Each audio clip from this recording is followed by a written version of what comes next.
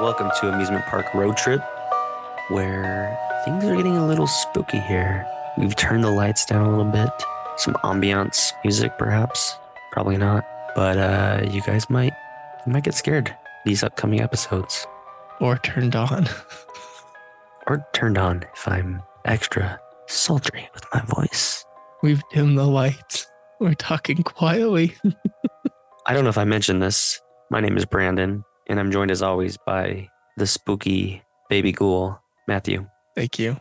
Well, I may be baby ghoul, but you are pumpkin boy. Self-proclaimed pumpkin boy. I am a basic pumpkin boy, self-proclaimed. I will admit it. I will own it. I love all the pumpkin spice. Bring it all. Yeah. And I am baby ghoul. And we just want to make something very clear. There is another person that if you follow what we talk about on this podcast, you might come across their videos where somebody calls their significant other baby ghoul. We are not making fun of them calling each other baby ghoul. That just became a joke between us, between Brandon and I. So yeah, because we love and revere them and watch all their videos. So yeah, can we really make fun of them if we appreciate what they do? Right. Well, yes, but we're not. We better just get this podcast started. Okay. As mentioned, we're going full pumpkin spice this month. We're going full haunted themed episodes. And in the spirit of that, why not talk about haunted houses? Because there is no shortage of wonderful haunted houses out there you guys can visit. And the one we're talking about today is the Dent Schoolhouse in Cincinnati, Ohio, or more specifically, Dent, Ohio. So when Brandon and I decided that we wanted to do haunts for October, we picked our own haunts of which ones we wanted to do. So Brandon, I'm curious, why did you start with Dent Schoolhouse? So there's a lot of videos about Dent. It's a very popular, very recognized, renowned, awarded, all the things. People love this haunted house. And when I came across it, what I really love about it is it's not an all, I guess it's really easy to make a haunted house that has its specific sections. It's specific, here's your clown section, here's your monster section. You know what I mean? Yeah. A lot of haunted houses do that. They'll have their rooms specific to whatever theme they want to throw in there. Clowns, aliens, whatever it may be. And what I really like about this one, and again, shout out to Grim Collective, is the personas that we're referencing with the baby ghoul. They, at the end of their video, their walkthrough of this haunted house, he said what he really liked about it, it sticks to a specific story and theme. So if you're going to the Dent Schoolhouse, you're going to a schoolhouse. Of course, there's clowns and there's themed elements of it. And I think they've evolved because it seems in the early years they had more that traditional, there's this room, there's this section, but they've really leaned into this is a schoolhouse and that's our theme. Yeah, I think you're right. In the behind the scenes tour, the current owner talks about how when he bought the haunted house, there were rooms, there was like the classic horror movie room with Ghostface and Michael Myers and things like that. So they just turned this building into a haunted house and had generic rooms. And so I do appreciate that they said, we have a story here. Let's stick with that story. And there's so many feelings, good and bad, around for everybody around going back to school and hearing rumors about what happened at your school. And there's stories of good and bad people that might be completely made up, but it's fun and scary. And I think everybody can relate to that. So I do appreciate that they stick to the story. They have a common theme throughout the entire haunt. Absolutely. And sorry to backtrack a little bit. Should we tell people our feelings on haunts in general? Oh, yeah, that's a good start. We should say, how do you feel about haunted houses and being scared, Matt? I'm going to separate those two things you just said. I love haunted houses. I love theming, something I get really excited about. I do not like being scared. So it's quite a dichotomy. Yes. Yep. Because when we go in, and you sent me a meme last year, and it was like, basically like, I'm going into haunted houses to see all the theming and how everything works. And I'm basically getting scared at the same time. I don't want to rush through this trying to avoid being scared. I want to appreciate the art behind this. So I think I can speak for both of us. We're very much like that. Actually, I shouldn't speak for both of us. And I think I have more experience, I would say, and I've done more of this stuff than you. Is that a proper assessment? I went to Frightmares every year. I mean, in high school, I went to haunted houses. I participated. I did the thing, but I hated it the whole time because I just was so scared and I hated being scared. And especially if I took a date, they'd see that bad side of me that I was a scaredy cat. So I have more experience, but I think you've come a lot further and you've kind of embraced it. I still get so unnerved being scared and do not love it. So, perfect world, if we could do these behind the scene tours of all these haunted houses, that would be ideal. But I think that also diminishes the whole point of it is it's supposed to be scary. And even when you're going through these walkthroughs, you're looking at those things that would be the scary. Someone can hide here, jump out of that spot. And we appreciate that, but we still don't like being scared. It's really weird. We're weird people. And I'm sure there's a lot of people like that. But because of how much we like it, we will subject ourselves to the fear and something we don't enjoy for being able to see those cool things we like, right? Yeah. The way that we know that there are a lot of people that like haunted houses but don't like being scared. One of the more popular haunted houses in our area last year, for the first year ever, would open up during the day where you can walk through with no scare actors and no animatronics or anything on, just the lighting so you can see what it's like. And Brandon and I went to it and it was amazing. And we were talking to the cast after, the workers, and they were saying they were blown away. They thought, oh, we'll just see how many people showed up. And they had to keep adding times over and over each weekend, add more time, more time, more time. They made so much money of people just showing up to walk through without any scare actors. So I think there is that group of people like us. You know, it was me and Brandon were in our 30s and then a bunch of families with their young kids. But I'm sure there was others out there like us. And I'm Yeah. sure if you're listening to this, you may be like us. If so, reach out, let us know that you also are a scaredy cat. You like haunts, but you don't like to be haunted. Yes. Maybe we should have a shirt. I'm I here for like the haunts. haunt, not the haunting. I like it. Just don't put that shirt in the dryer. It'll ruin the shirt. But let's get into it. Let's get into Dent, the Dent Schoolhouse, and what it is and what we do here, you know, the whole thing. It was originally built by, I'm assuming, the state, the city. It was the Dent Public Schoolhouse, which opened in 1894. Back then, it just had 2 rooms, and an additional room was built in 1912. The school closed in 1949 and was bought in an auction in 1951 and was then converted into a tool and machine shop called Suburban Machine Co. And I couldn't find details on this, but in a video, the owner says it also became a home for the owner, and he may or may not have passed away in that home, adding to the spooky nature, which we'll get into a little bit more of later. But it opened as a haunted house in 1997 from what I could find. And it's currently owned by Bud Strauss and Josh Wells. And Bud also, it mentions his father, Chuck Strauss, may also be an owner, have a part in it. And that's as of 2022, that information. So yeah, it's always cool to have a haunted house with a backstory, with being an old building, not something that was just built for the purpose of the haunt. It's great that they have that to run off of. Yeah, they don't have to do much to the facade of the building.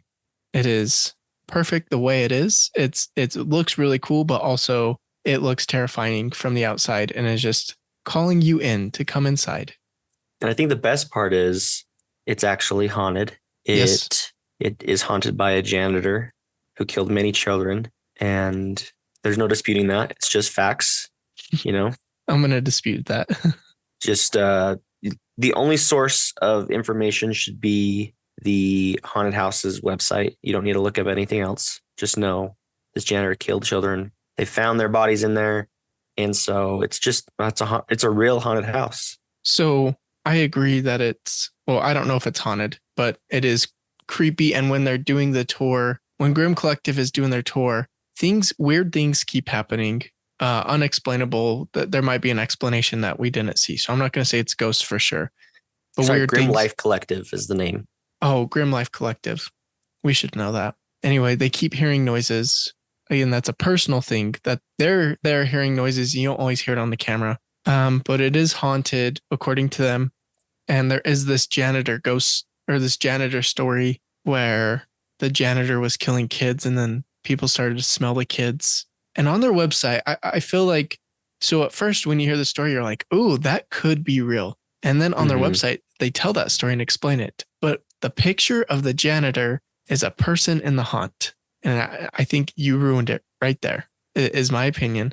But also to note on YouTube, one of the top comments that I appreciated says, it should be noted, there is no actual evidence to confirm the story of the schoolhouse. No local papers, no eyewitness, I can't say that, no eyewitnesses. Testimonies, etc. That sort of thing would definitely have been documented. So the fact that it isn't is definitely questionable. It appears to be very convincing work of fiction. So I appreciate the story. Yeah, that's what they run with. If you even look at some popular scary movies, if you just Google it, and are looking at the website, they'll say everything's true. There was one of the first I watched with my wife back in the early days. It's an alien movie, and they play it up like it's a documentary, more type of thing, an investigation. So I came out of it thinking, oh my gosh, this is all real. And so that's kind of a trope that goes with haunted houses, with scary movies. It's just, you want to build up that story and make people believe, yeah, this could actually be haunted, and you're going to run off that. It's going to help you in your marketing, right? Yeah. So there was a paper that the Cincinnati.com, they did a story on it and asked, is it really haunted? And they give the real details and everything, but they say, it could be true, because, they want that narrative to be out there to help drive traffic to it, but no actual evidence of this janitor killing the children. Imagine being so gullible that you read that on the website, the story, you see the picture of the janitor, and then you come face to face with that janitor in the haunt. You think it's him. And you're like, I'm going to die. That's it. I shouldn't have come here. He's still hiding out here. Yeah.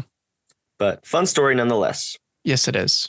But yeah, should we take a walk through the haunt, Matt? Let's do it.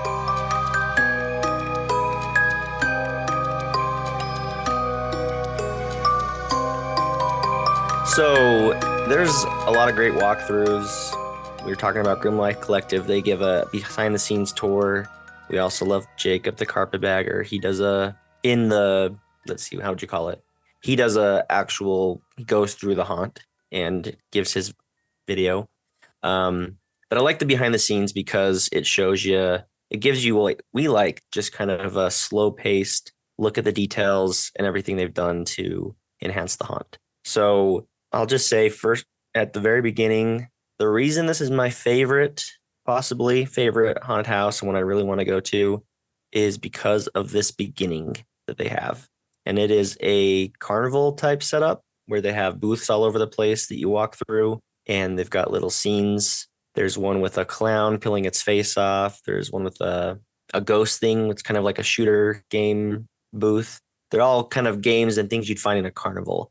And they start out by saying, we imagine this is what a 1950s fall festival would be like. And they've added their own scary twist to it, right? Right. The one that stood out to me is, I think you're throwing balloons, but the balloons are full of blood and it's a vampire he's getting hit in the face with the balloons. Well, there's no balloons because he ate all the blood. Oh, I didn't catch that story. There was an angel in Midnight Mass, the show on Netflix, and that vampire looks very much like that angel.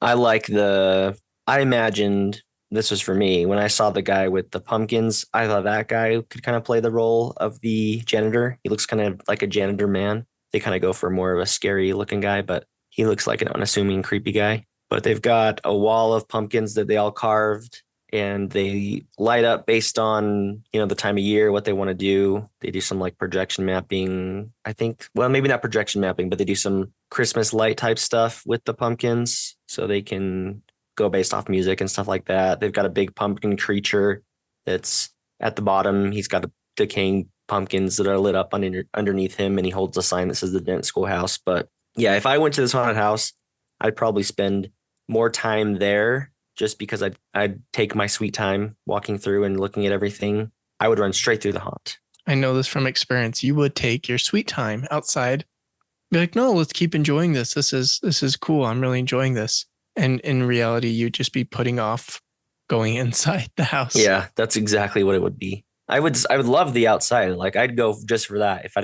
If I could go and not go to the scary part and just hang out in the carnival area, that would be great. But of course you'd actually have to go into the haunted house. But it's a fun way to set up and get you in that spooky mood and that fall festival mood, which I just love. A great opening scene for the haunted house. They knocked it out of the park. You go after that into the actual haunted house. It seems that at the beginning they have kind of a history section, if you will, that kind of, I don't know if it necessarily tells a story, but it kind of sets you up that was an actual school and it's haunted and good luck. And from there, yeah, you're in the haunted house, right? Do you want to talk about maybe some of our favorite areas in it? We don't probably want to go room by room, right?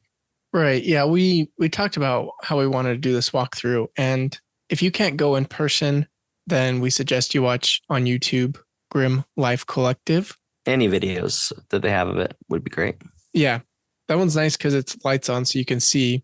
But we decided not to go room by room, but just talk about the overall experience. It is a schoolhouse, so you can imagine each room is themed to school things, including one room that I really like, which is cool, which is it's a school dance. And there's the classic ghosts in white sheets. So that one's pretty cool. I love that area. And they've got an animatronic at the head, kind of. I mean, of course, they didn't have it on the video, but I imagine it's moving and pretty scary. Yeah.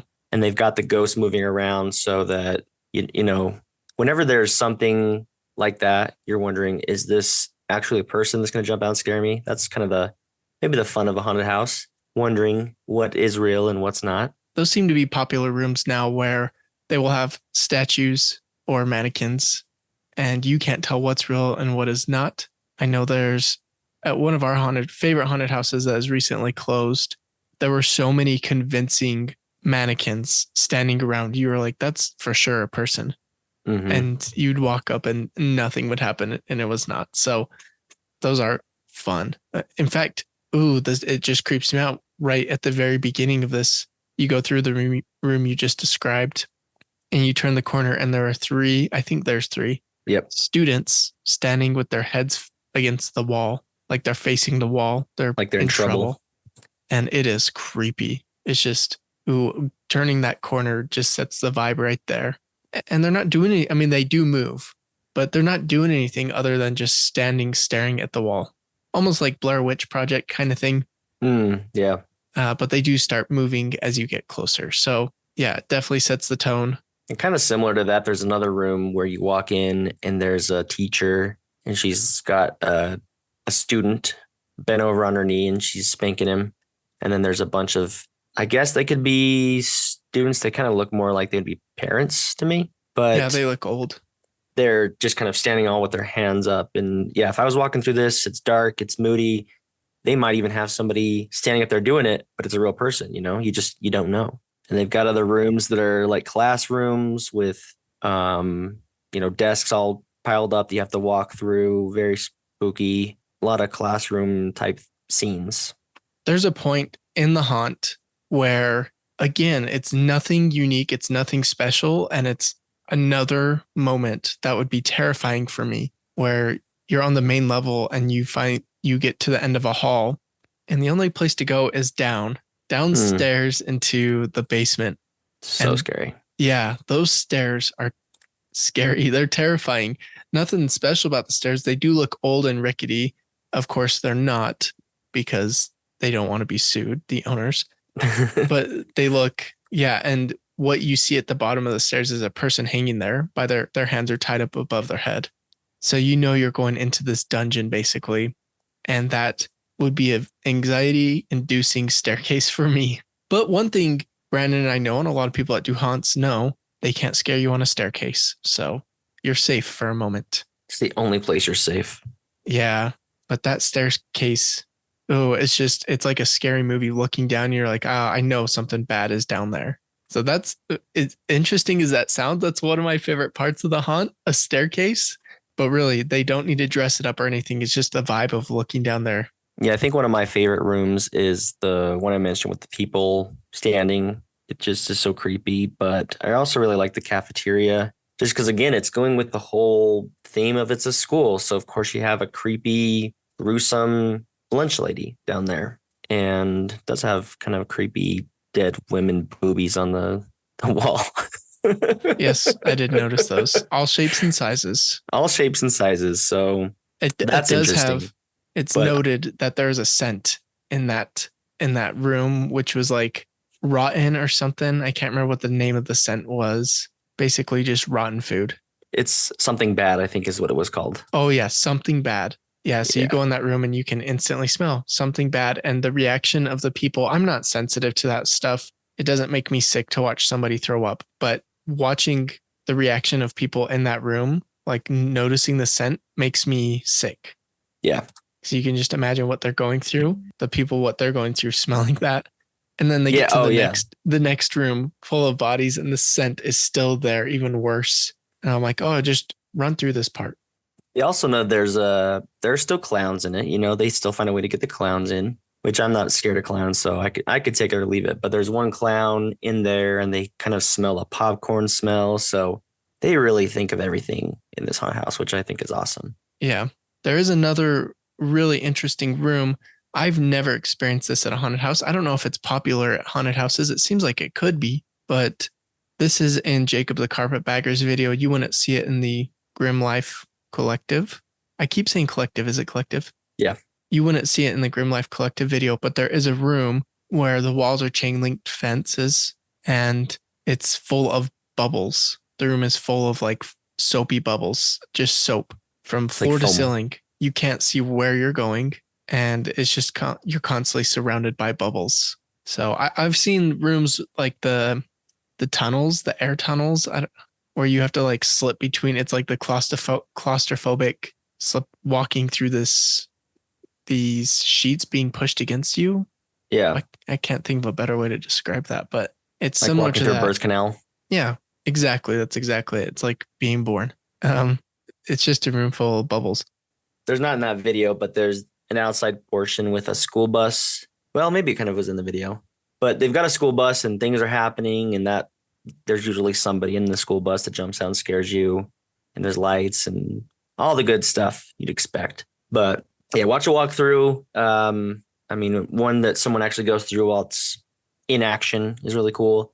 It's sometimes a little hard to see what's going on just because of the low lights, but definitely something to check out. When you get out of the actual haunted house portion, you get a ticket, you've got the festival that you see before you actually walk through the haunt, and then you also get this thing they call, is it the Monster Midway? I believe that's what it's called. And it's kind of, you get your own fall festival. They've got donuts for you that they make, which I'm sure you have to buy. They've got cider, other treats, and then a bunch of picture areas so you can, get your nice Instagram photos and all that. So just an added bonus they have at the very end, another thing to check out. And they also have a haunted museum, which is very small, very, very small. But the current owner, Bud, shows it quickly in one of the videos. And it's just a collection of, I think it's a collection of haunts around Ohio or maybe just Cincinnati. And then I think there's a few things on the school as well. So that's something Brandon and I would spend probably a lot of time reading all the small details and everything. Indeed. So yeah, that is The Haunt. Check it out. Well, now, Matt, it's time for a quiz. All right, let's do it. I'm sure you're going to get all these questions because we watched the same source material for the episode. I might not. Let's pretend that you don't know the answers. Question number one. Think I do. Okay, well, perfect. Question number 1. What is the name of the famed janitor? Is it A, Jasper McKenzie, B, Leonard McNeely, or C, Charlie McFree? I think it's between A and B. I don't think it's Charlie McFree. McFree is not a believable last name. I'm going to go with Leonard McNeely. That is so funny that you say you don't think it'd be C because that is the correct answer. Is it really? Yeah. What a terrible last name. Hey, Dent, you need to change your janitor's name because it's not believable, apparently. McFree? Come on. That doesn't sound like a real last name. That's what makes it all the more believable, I guess. If we have any listeners with the last name McFree or you've got a friend McFree, let us know. We are sorry that you have an unbelievable last name. Question number 2. Who started the haunted house? Is it A, the Girl Scouts, B, the Boy Scouts, or C, the Red Cross? I'm going to say B, the Boy Scouts. Ding, ding, ding, ding, ding. You are correct. It was in 1997 set up as a charity run by the Boy Scouts. We're assuming the Boy Scouts because they said the Scouts, but they said something about the Boy Scouts. Anyway, so I think it's cool that a lot of haunted houses they're started by either religious organizations or by some kind of a charity. And that can be said, I'm sure, all over the country. I think that's how they basically became a thing. That is an interesting history to me. That would be a fun deep dive. Yeah, I'm always interested or fascinated when I hear like this haunt about murder and all this terrible things is put on by your local church. Bunch of children run around with these axes and bloody guts everywhere. Yeah. Makes sense. Question number 3. They have a part of an attraction at the Dent Schoolhouse from what well-known amusement park? Is it A, Disneyland, B, Cedar Point, or C, Coney Island? So I know what part you're talking about, but it honestly could come from any of these. So I'm worried it's a trick, but I'm going to say it's A, Disneyland. Oh, no. I knew it was going to be a trick because it's not a teacup. Were you messing around on that one? No, it's you really didn't know? I really didn't know. It's the spinning ride. Yeah, in the festival portion, there's a witch and she's stirring a pot or something, and it's making the kids who's a witch and 2 skeletons in kind of it's a cauldron, kind of like a teacup ride. You find it somewhere like Disneyland. So I can see why you would make that your selection. But actually it was a cauldron ride from Coney Island. Man, I've been bamboozled. You have been bamboozled yet again. I thought you were going to say Cedar Point because Cedar Point's in Ohio, so it makes sense. It comes from, down the street. But man, what a failure. See, I'm more used to this. 1 out of 3. Yeah. 33.33 continuing, of course. Sorry, I messed that up. 33.33 repeating, of course. With the line over the top. Yeah. But yeah, what else do we need to mention about Dent Schoolhouse? We kind of talked about our favorite themed rooms. Is there a scariest room? I would say all of it is the scariest room, the whole thing. I don't like that very first room with the people staring at the wall, even though that's the very, very beginning and it's a very short room. It's basically you're in and out of it really quickly, but also the whole basement. Yeah. With the bodies hanging, and then there's the room you go through with the coffins. No, caskets. For me, I would say I wouldn't say I have claustrophobia, but any of those times when you're in something, like you said, the birth canal type thing you walk through, or the foam / bubbles, something like that, I would not do well with something. Kind of a sensory overload type thing. I just, could not do well with something like that. Yeah. Tight quarters and things popping out at you do not mix well for me. I agree. You know what really adds to a scary room, though? We mentioned it before, is a scent. And that's like a big deal. When we walked through a haunted house last year, we stopped and looked for all the scents because it totally enhances the room. And one of my favorite scents to smell during the Halloween season, there's actually 2. Magic Candle Company. I know you get candles from them, or at least I know in your car you have the tags. Yep. I can't think of what Got the Pirate Life one hanging up. I think it's lost all its smell. I need to get on and get some more. But for Halloween, it's the great one. I love Tower of Terror. I think it's just called Terror. It smells like dust. How else do you describe it? It smells like an old dusty basement, or yeah. And same with Haunted Mansion. There's a pretty good smell to it, but you can also smell a Haunted Mansion. So if you're interested in scents like Brandon and I are, we actually have an affiliate link in the description of this episode, the show notes. If you click on that link, it's not going to give you a discount. It'll just let them know that you clicked on the link from our podcast. Use our link. please use our link. You don't get a discount, but you do support our show. Yeah. It doesn't cost you any extra to just use our link. But you heard about it here, so you may as well. You guys didn't know this existed. Magic Candle Company. So now you know you should go buy. Yep. Gives you good smells and helps support the show. Yep. All right, Brandon, take it away. So final thoughts. Would we really want to visit this haunted house? Do you make the trek out to Cincinnati to check it out? I think I would, especially if they said, hey, we'll give you a behind the scenes tour. I would seriously consider going, not only for the behind the scenes tour, but also to ring the school bell, because that is an option. You are still able to do that. So agreed. I would go to it. Again, I hate this kind of stuff. It's a very big struggle for me, but I would check it out because I love it. Is it actually haunted? I'm going to go off of what they say. I mean, they said someone actually died there. So yeah, it's got to be haunted. And you noted that in that video, the walkthrough, things were happening that were unexplainable. Maybe they're playing it up a little bit, but still there were definitely sounds and things taking place as everything was off. So can't really be explained. Must be haunted. Yeah, there were two things that happened. So there's one where it sounds like a keyboard is going, and the guy's like, I swear I've turned everything off. That could still be something going off. So I didn't think that part was a ghost. But there was a part where they heard something. They heard a girl screaming, and there was nobody else in the house. You can't hear that on the camera. So again, you have to just take their word for it. So we can't say definitively. But there is a part where they're in the dungeon or the basement and a door slams, like a gate slams. You don't see it, but they're right by it. And they look confused and they quickly turn around and go check the gate. And there's nobody around. Nobody's down there with them. What's possible, it could be like an animal that went through. I'm sure it's possible that raccoons or rats or something went through and the spring on the gate snapped shut. So that's a possibility. But according to their video, we'll just have to take from their experience. It's possible it's haunted. Right. I'm sure every haunted house we review this year will say they are actually haunted. Just saying.